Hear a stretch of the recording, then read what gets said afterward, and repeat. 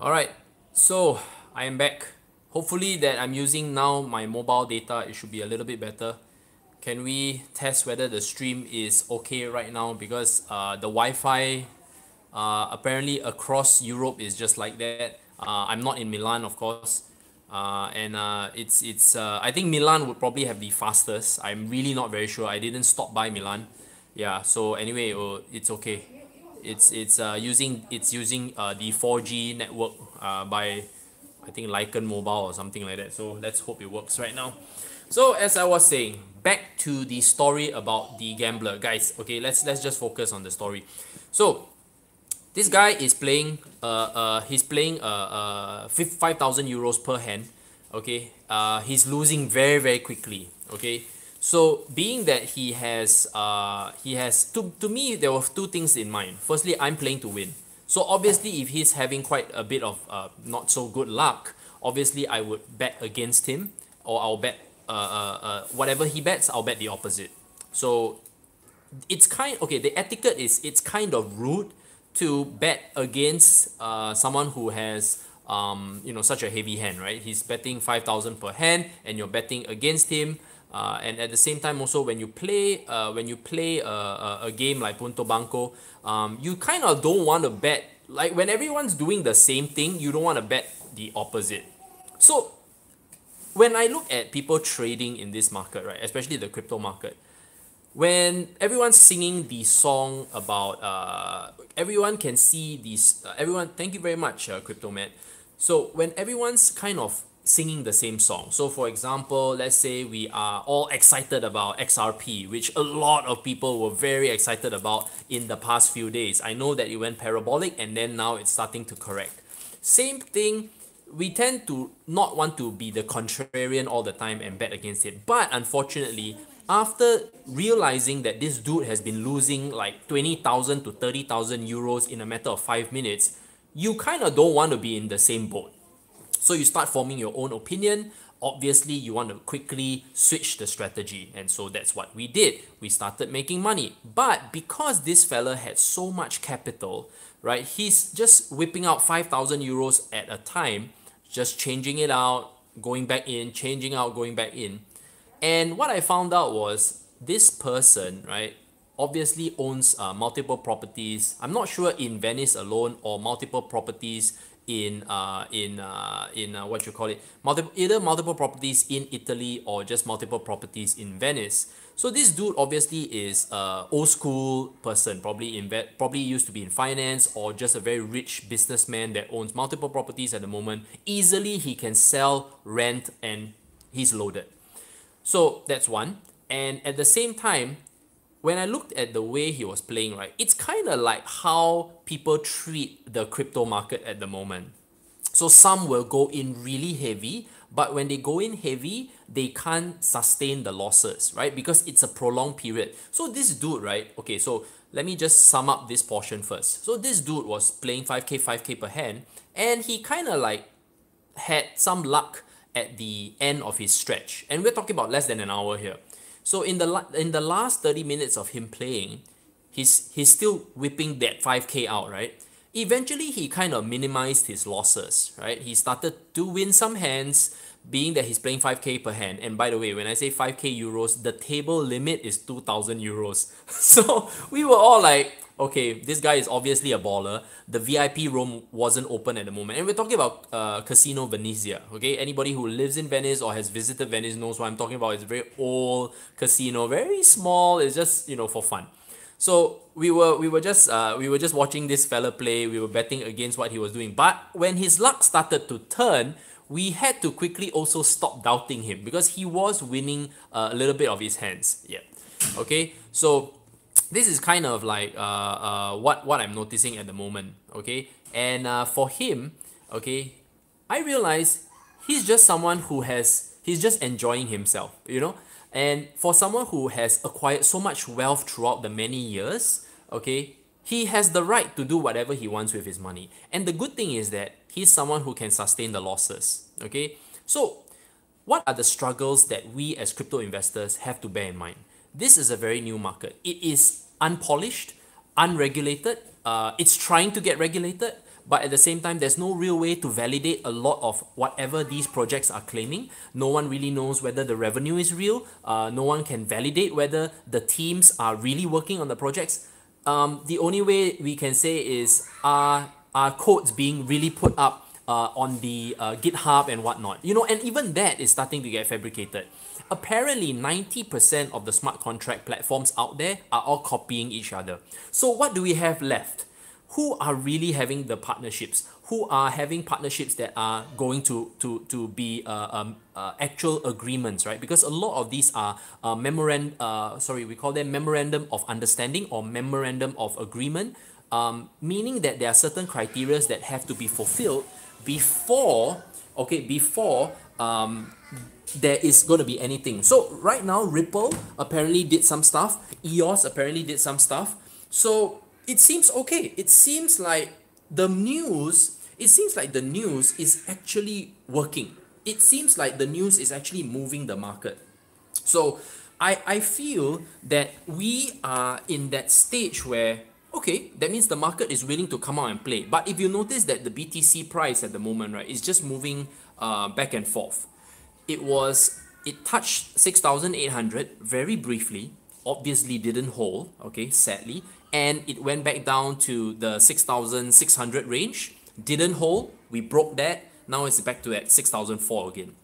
So right now I feel that it is just quite easy.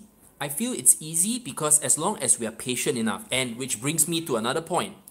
When you play Baccarat, right, actually you have to be very patient. You have to kind of put and place your bets when you feel the most confident. And a lot of people tend not to do that, especially if you are someone who is stretched for time, someone who is you're lacking capital. You kind of like want to quickly make money because you're seeing other people make money very quickly.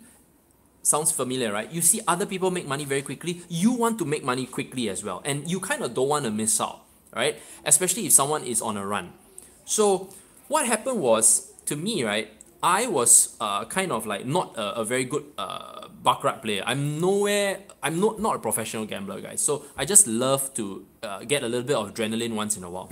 So I saw this guy losing, right? But there was a lady, who was doing very well. She's very conservative. She was just observing the plays, right? So I noticed, hey, she's winning quite a bit. She wins almost 70% of her bets. So to me, I'm like, hey, I don't know how to play. What I'll do is I'll just follow whatever she's betting on. All right, and obviously it's a fraction of what she's betting because she's doing 500 per hand, I'm doing about 100 per hand, so it's okay, right? So for her, she was hitting 500 per hand, doing pretty well. She will win 3 times, lose 1 time. So overall, the ratio is pretty healthy. It's the same like when we trade, right? Most crypto traders will lose quite a majority of their trades, okay? But the good thing about trading is that you can kind of have that element of staying invested, or you can place a stop loss. When you talk about gambling, right, the moment you lose, you lose. There's no such thing as, sitting there and waiting for it to happen, okay? So that's one problem. And of course, now we're having the baby crying as always.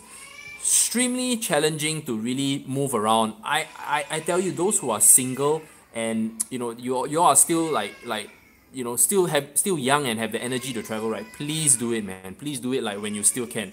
So, okay, as I was saying, I hope that the baby isn't really making too much noise.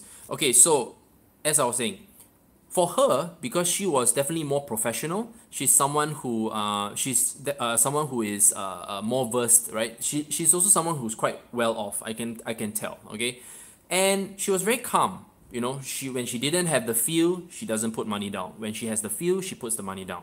And most of the time when she does put the money down, it's always a win. So I was like, hey, I ended off the day with 1,000 euros. Not too bad. I mean, I played for like maybe 2 hours. 1,000 euros is like practically one of the periods of my stay completely free. So I was just enjoying myself. Okay, but there was a moral to that story. Sometimes you just have to let other people lead. So which brings us to the point where right now, if you're someone who is struggling as a crypto trader or as a crypto investor, right, who are you following? Who are your market leaders? Who are the ones that are kind of giving you the direction of what you need to do? Okay, and I realized that Crypto Grinders has a very, very strong role to play, because for us, right, we are not about the fluff, we're not about the hype. And there was a point where I was telling myself, do I really want to be part of this space? Because it's so hard to validate some of our calls sometimes, because it's just based on volume. And when I looked at it, I was like, shit, if I don't base it on volume, what am I basing it on? You know, it became narrow and narrower. As we mature in the space, we realize that there are so many shit projects out there that, imagine if I'm someone new and I'm coming in. I don't know what Ripple is. I don't know what EOS does. I don't even know what Steemit does. Okay? I will feel very overwhelmed. And all I can kind of do is hope that the group that I'm in, or the YouTuber that I'm listening to, really has my best interest at heart, and not just because he's here to build a community or he's here to have me join his signal group or whatever. So it's really important where you get the information. It's really important, and I realized that the reason why I've been losing out is because I haven't been fluffing out my content. It's very sad. It's like I lose people because I'm so honest, but at the same time I gain people who really want to be part of the space. And I realized that my premier group has grown in terms of the market knowledge, but at the same time I noticed that the demographics are all working professionals who are serious about being in this space. That means when I was charging lesser for my group, I started out at $100 in terms of subscription, and anybody and everybody was coming in. So the quality of the members was not there. Okay, the questions that they were asking were very immature. But as the subscription price went up, I noticed that the maturity level was different. It was it's such a joy to work with the group, and whatever questions they ask, right, are so mature and at such a high level that it's like I wake up every day wanting to serve. I wake up every day, and that is why when I create content right now, especially now that I'm doing this for the YouTube channel and everything, I put it out there. It's more of to help you all get in line. Because if you all don't get yourselves in line, right, what happens is that you potentially could lose money, right? And that is the danger of it when you listen to fluff marketing or marketers who are fluffing this project up only for their own gain. And you know what's the ridiculous part? It's not like a referral program or anything like that where you get direct commission. It's just like they're just talking about it just for the sake of talking about it, and they think that because of their influence that they have, they can pump a coin. And you'd be surprised, okay? There are people who came into my chat, right? This is another thing that I kind of noticed. There's people who will purposely come into my chat, right? Completely new. I don't want to comment where they're from, but I suspect where they're from, okay? But I don't want to, put the country out there. I suspect where they're from. They come in a group. They'll sit in there, they'll camp a while. After that, they'll just start a very organic conversation. Hey, I'm interested in looking at some new project. Okay, then after that someone will ask them, which is also the funny thing is it's also from the same group that joined at that period of time. So I always know. So after that one guy will ask a question, the other guy will respond and say, hey, have a look at this exchange. And so there's that guerrilla marketing tactic. It's pretty funny, by the way. It's kind of like if you don't know any better, you probably get very curious, and especially when you're new. That's why this episode, especially when you're new and you notice shit like that, don't buy into it. You join a group because you trust the group. Don't listen to whatever that's happening, everything that's happening in the chat, unless you've been in the group for at least a good number of months. You have to give yourself that kind of maturity as well, and that's how you are going to be a great investor in this space. I still am long-term bullish. Okay, there was this question that was asked in my Telegram group. Okay, and if you haven't joined my Telegram group, go and check it out. Okay, go and check it out, guys. You will realize that I'm there. I'm always addressing questions when I have the time, and at the same time, overall, I let the community kind of just experiment and talk about stuff. But that being said, my group is one of the longest standing groups in the space. So if you are still very unfamiliar about the space, you can join and you can check it out.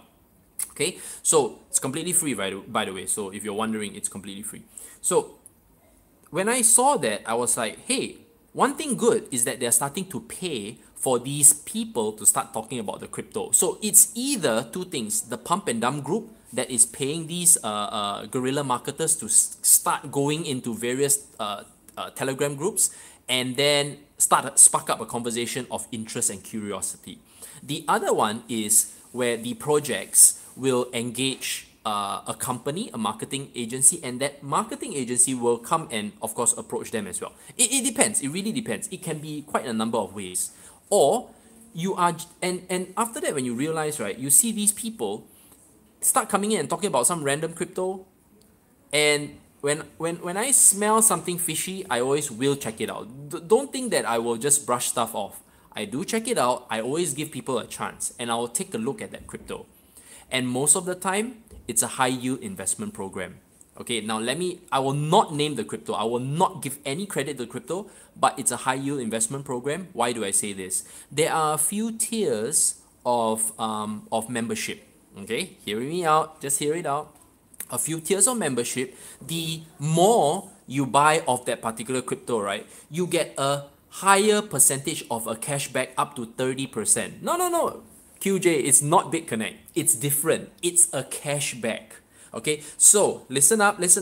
The more transactions that happen on the network, the highest tiers of members, okay, will get paid more in terms of percentage.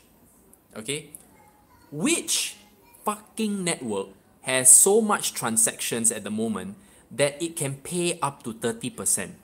Okay, which network? Does Bitcoin do that? Does Bitcoin Cash, Roger Ver claiming that there's, thousands of transactions happening a day or whatever, and it's come on, man. So you think about it, right? You think about it. There are all these things starting to pop up, and when I remembered long ago when I first started, right, there were all these scams coming out and these marketers starting to come out. So perhaps, right now when the market has already kind of bottomed, okay, and look, take everything with a pinch of salt, okay? When I say kind of bottom, don't think that I'm asking you to buy Bitcoin. I'm just saying, look, it clearly has found a floor, right? It's now at 6,200. Sorry, it's now at 6,300, 6,400 USD per Bitcoin. But in terms of the previous, we were seeing 5,008 flash dip. After that, stabilized at 6,000. So the market has kind of like, it's kind of trending sideways. So it's good. You notice the altcoins are starting to experience bigger jumps, but you have that pullback. So people are getting smarter, or at least the people who are wanting to move the market are obviously moving in and out. You're talking about 20, 30 billion in terms of money flowing in, and then after that 20, 30 billion flowing out. Okay? So whoever can control the market at the moment is doing that, or at least influencing the market. What we have to do is just stay patient, be a little bit familiar with what we want to invest in. It's about what you want, how you want to build the portfolio. Don't listen to every single crap that's out there. Even if someone who is very mature in the space, sometimes they're not mature enough to even make the right decisions. I think we all know about a very prominent influencer that was having backdoor deals, right? Making backdoor deals, and not only that, when he made those backdoor deals, another advisor found out about it that was getting another deal, right? I think we all know how that blew up, and it's a shame that sometimes these things have to happen, and it will continue to happen. There's nothing, there's no right, there's no wrong. You see, not only that, when XRP started to go up, right? When XRP started to go up, what happened was, you notice that there was an article that said that the co-founder of Ripple also dumped on everyone else. Okay, you get what I'm saying? So happened that when the price of XRP started to come down, this article came out that the co-founder left for Ripple and went over to XLM. Stellar Lumens, right? But Stellar Lumens also had a very nice run prior to that. You see, so there is this market manipulation happening. So the question is, from a moral standpoint, is it right? Well, there's no right, no wrong. Okay? But if this space starts to get regulated, these founders will immediately already get a nice hefty fine or even go to jail. It's true, okay? But right now, it's not like that because it's willing buyer, willing seller. We are willing to part with our money, all right, to participate in this project, okay, or these projects, and it's our choice. You see, the risk is on us. And right now, there's no one that can say you don't. You only make sure that you declare your taxes at the end of the year or whatever. But there's no one that's stopping these perpetrators or these market manipulators or fraudsters from doing this kind of stuff, because you clearly kind of should know. You kind of like have to be aware of this kind of stuff, and no one talks about this kind of stuff, very rarely. And that is the sad thing. Okay, everyone's kind of talking about the progress and everything, which is good. We have to have influencers that are talking about the progress, but no one's talking about the risk. No one is covering the boring stuff, the insider tradings that are happening. It's like you kind of find out like too late, you know what I mean? When you find out too late, you're like, shit, my money's in already, you know? And I find it very frustrating myself, because I want to be someone that can say, hey, this place is a space that the money should be in. I was having a conversation with just some older investors, okay? They say that I can't see myself putting any money into this space. And I couldn't disagree with them, but I would just say, look, right now, this market is still having so much potential. The infrastructure is just so poor. I think it's more of where are we going to find that strong point and that fortress or that stronghold that we can put our money in and say this project is here to stay, you know? And when we kind of reach that point, right, we will tell ourselves, all right, now we can start forming a portfolio around these cryptocurrencies, because no one is declaring any revenue, no one needs to. And the good thing is that somehow, right, there will always be very, very nice analysts that will write up about certain cryptos that raise this amount of money, and currently now, based on valuation, this is what they have. So when you look at the numbers, you get very, very frightened. You're like, okay, this project raised 10, 15, 20 million, and now you're telling me that they are left with less than 5. So how is it that they're going to be building this particular network or infrastructure when they are only left with just, I don't know, less than 2 mil sometimes? And when if they truly claim that they have a full staff of developers and all, and we're talking about, developers are not cheap, by the way, especially in this kind of situation, unless these developers or projects are in other countries, right, and are cheaper to hire, then it's kind of sustainable, because maybe they kind of plan for it. That's very brilliant, and that's very possible as well, because you anticipate that there could be a market correction, you raise more than you needed to, and the valuation of all your cryptos just went down, and so does your funding, right, your capital. Maybe if you were smart enough to hedge as a founder, you hedge quite a bit of it very early, maybe that's good for you as well. But at the end of the day, how many are really building? And I will be actually addressing it full speed ahead in Bali on the 9th of October. That's the day that I speak. I will be at the X Block Summit. Thank you so much, Pundi X, for inviting me. This is kind of like one of those opportunities for me to really just share my thoughts and views about the current market situation, because I have this social responsibility to at least put out what I feel. And I'm someone who has always been blunt. I've always been very honest to you guys. And it's more of, what is this market really capable of? And how much potential? Is it really too soon? You know, is it too soon for us to be putting our money in? Should we really have been telling our parents to invest in cryptocurrencies, or aunties and uncles? You know?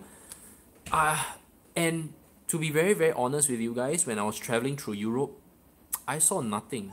I saw nothing crypto related. I saw nothing with regards to people being excited about crypto. No one's accepting it as payment.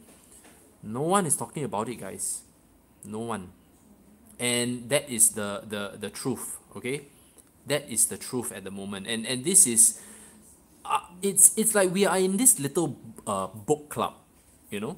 We are like in this little book club. We are this group of nerds, and yeah, it's not full swing, okay. And when you are not full swing and you don't see people really accepting crypto, it is a concern, because that means what is actually working in this space, you know. Yeah, it's very, very sad. So it's more of, at this point of time, where do you stand, right? And do you want to really build a portfolio of cryptocurrencies, or you want to wait until maybe when it's a little bit more mature, in a sense that there's the infrastructure, there is regulation in place? Do we have to wait for that? Apparently we do, because right now you notice there are custodian services that are being set up by Coinbase. There are custodian services that are also being set up by Gemini. It's good, it's important, and that's right. Adoption drives price, speculation, and drives volatility. It is the only way. It's a supply and demand. When there's no demand, so much supply, which is the current point that we're having at the moment. There's so much supply, guys. We don't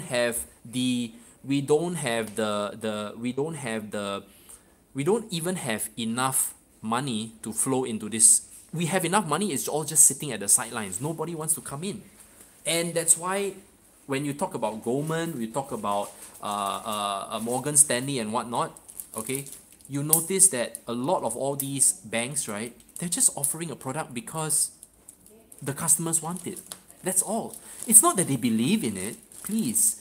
They may believe in the blockchain. I think go and read up about Jack Ma's article where he kind of comments about the blockchain space, right? Obviously, they are working on blockchain, but he says that blockchain without proper infrastructure and without a proper use case is useless. He's completely right, and he took like what, 10 over years to build Alibaba to where it is now. And we are like thinking that tomorrow we're gonna see like everything step into place. Guys, we need to really wake up and just smell the roses here. You're not gonna see $568 Ripple. You're not, okay? Even Vitalik knows this. And you know what's interesting? Why on earth, right, when we clearly know that that BTC, we clearly know that when these cryptocurrencies are not mature, right? But you know what's crazy is that we are allowed to trade them. You know or not? There's no real valuation, but we are allowed to trade them. It's like, I don't even know how to comment. I don't even know how to comment. And when I started to realize, wow, shit, we are so far away. When we are so far away from all this, I started to taper off. I started to stop talking openly in public about what needs to be purchased. Okay, and I just literally just comment only in my premier group. It's just easier because it's in such a small closed group environment that I can maintain and manage the risk, compared to blatantly openly talking about it in public when you shouldn't be talking about it in public. Because we all know that this space is immature. We all know who are here for the long run and who are here only for the short term and flipping.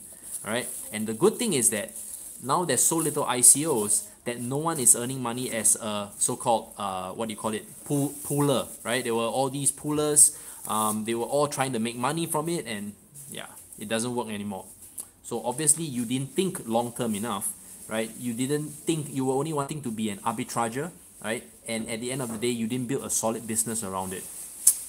So that being said, I understand that there's going to be more struggles, there's going to be more market cycles, but stick the course. Eventually, once we start seeing the more prominent blockchain projects, especially those that are able to manage their capital very well, you will start seeing that the acquisition of businesses. Okay, you will start seeing acquisition of other businesses because they need to have a gateway to certain legacy infrastructures. It opens up. It just shows that you're serious. Because if you try to want to function only in your realm, it's not going to happen. Everybody has a part to play, right? And when you start seeing projects, I'm giving you a hint, guys. If you are still listening, you better write it down, because right now you're going to see projects that have money start acquiring other companies, and when they start acquiring other companies, they're going to start building partnerships that are going to create a real ecosystem, and not a facade ecosystem that everyone is talking about using all these fluff words. If you really have money, if you raised money and you're building something, not only are you developing it, but you're also making sure that you're buying other businesses, trying to secure and also partner up. You have to work with the existing legacy companies, no doubt about it. And legacy companies, they have money because they have been sitting on cash for the longest time. They're waiting for opportunities like this. But bear in mind, you're looking at a 3 to 5 year market cycle. 3 to 5 year, not 3 to 5 weeks, not 3 to 5 days, 3 to 5 years. All right. In fact, if you are someone who is able to stay invested for the next 5 years, your portfolio is going to look very different. You're going to be someone like exactly probably like that wealthy old man that is able to play 5k euros per hand. Probably that's going to be you. But until then, stay knowledgeable and always remember, think long term, guys. See you in the next stream.